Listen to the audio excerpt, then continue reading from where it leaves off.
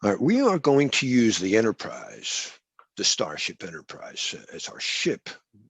But actually, most of our terminologies in risk management on our test from the ISO, from the Federation, come from early Federation standards from the insurance industry to insure ships. Govern means to steer a ship.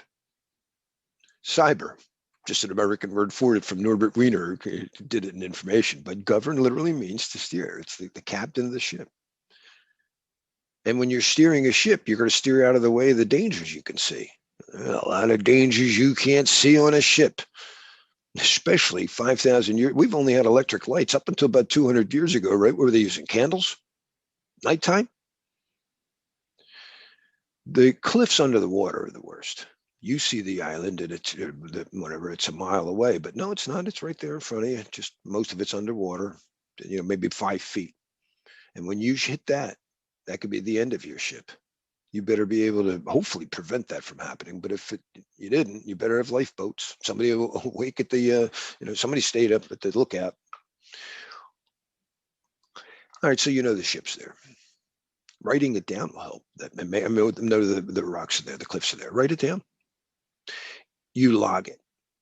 You create a map. In pictures and in words, you will make sure you know ahead of time.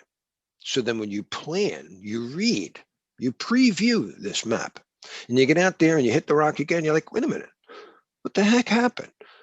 This is going to sound weird, sir, but we noticed that whenever the moon is full, we don't see those rocks.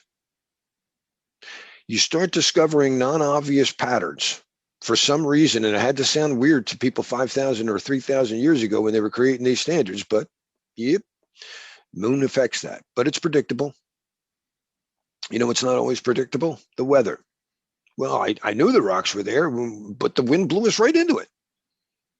So knowing the weather, which changes any moment, the weather is up-to-date news. That is the birth of news, was to know the weather.